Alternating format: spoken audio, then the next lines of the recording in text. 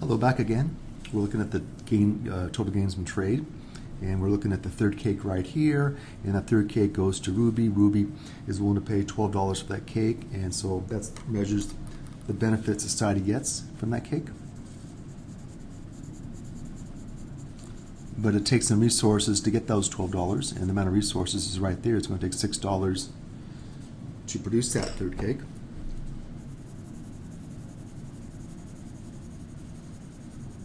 Still efficient. If you have $12 of return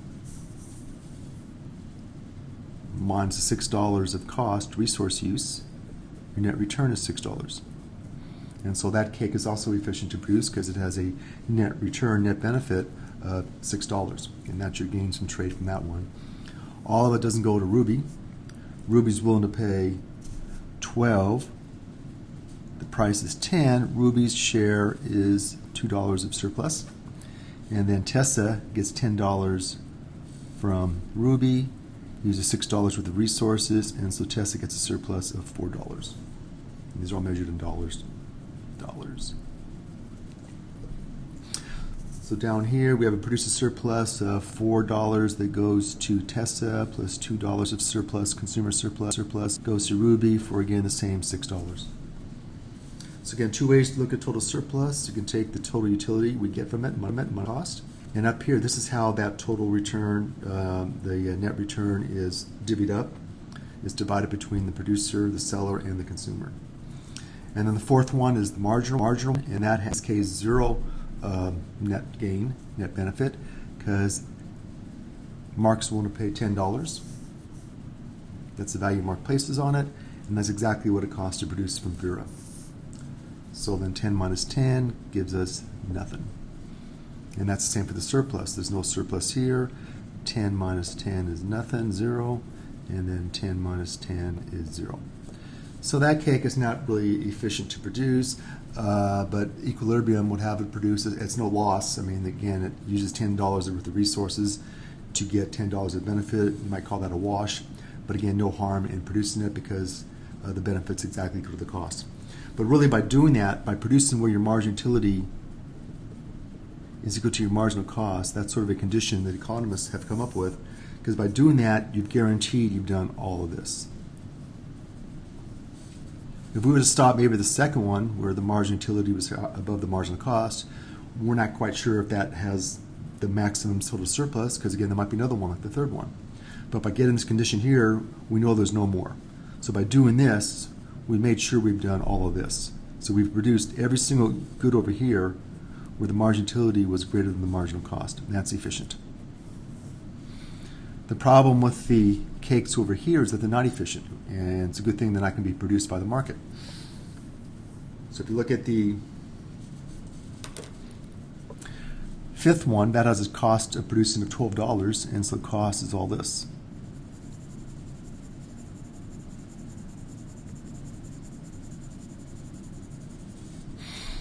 And this one I didn't do also, so let me color this one in.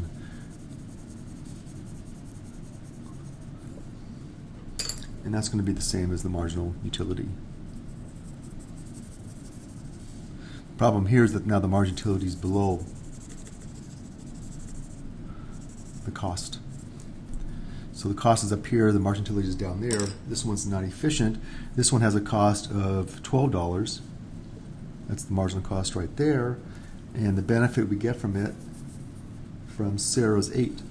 So it doesn't make any sense to take $12 worth of resources to get $8 worth of benefit. So that's our margin utility of $8.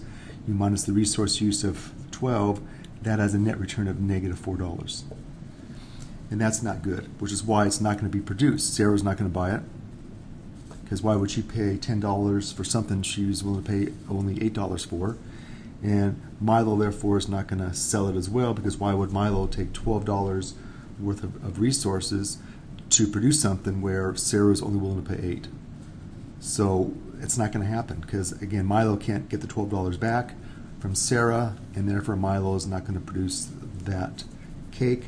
And then the sixth one's even worse. The sixth one has a cost way up here, and that marginal cost is 18. The benefit for the sixth one's only 6 for Mia, and so we have 6 minus 18. If we did produce it, which we're not, but if we did, it would have a net loss of $12.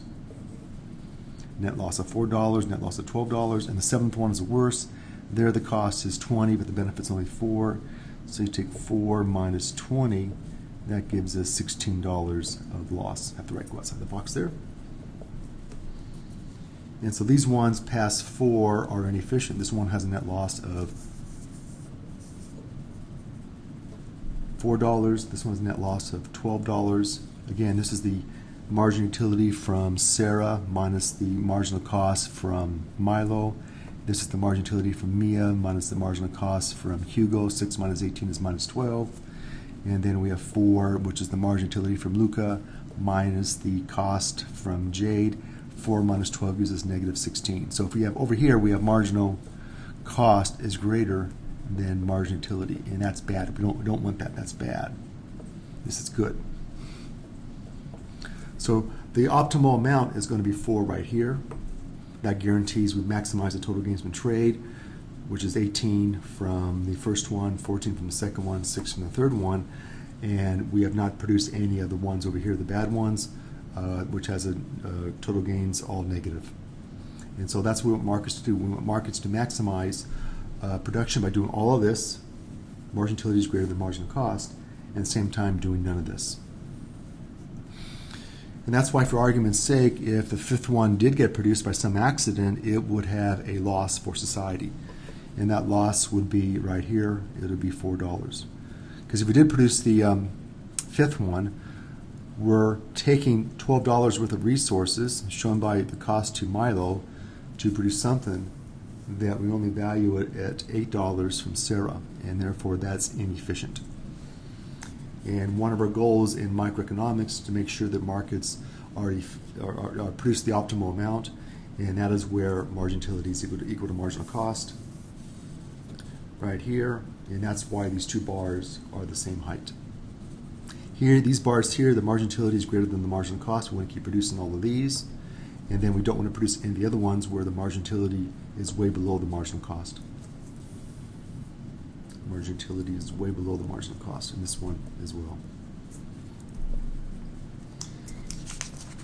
We can also show that using a graph like this, which a large number of producers. Again, if we have thousands and thousands of whatever this is, Starbucks coffees, I think I was talking about, that'd be very hard to do what I did earlier in terms of all individual buyers and sellers. So here we have the market price, equilibrium. Here we have the equilibrium quantity. This again is our total utility. This is all the margin utilities from all the consumers added up. It maps out a shape of a trapezoid.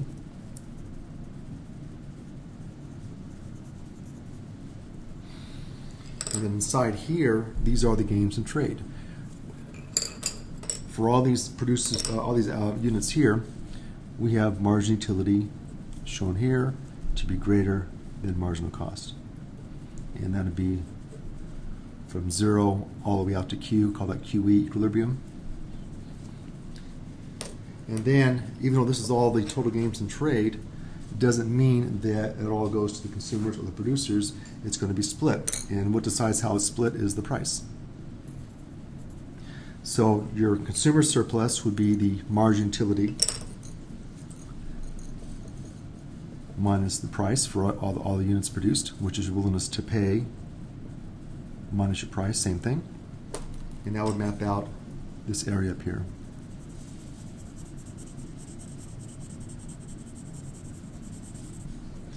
And this is our consumer surplus, CS. And then down here, you want your producer surplus, and that's where your price minus your marginal cost, which again, your willingness to sell is a measurement of your marginal cost. So here's the price. Here's the willingness to sell. This is the marginal cost of making it. This maps out the producer surplus.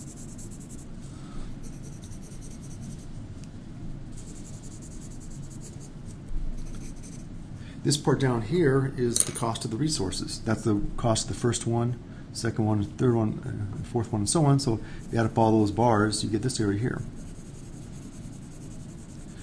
This is not part of our gains from trade because this is the use of the resources. This is the cost of using those resources.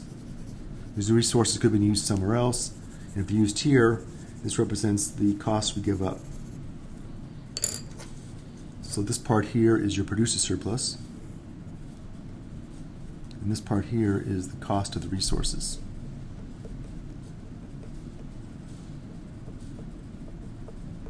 So the whole trapezoid is our total utility. This is the cost of producing that total utility, so that's not part of our net gain. We have to subtract that from our total utility, and that leaves us with our consumer surplus and our producer surplus.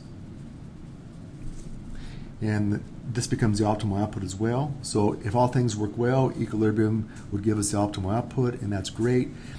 Now, so the rest of the course is to look and see what happens when the equilibrium output is not the optimal, or sometimes we're pushed away from the optimal, and then we try to fix those problems.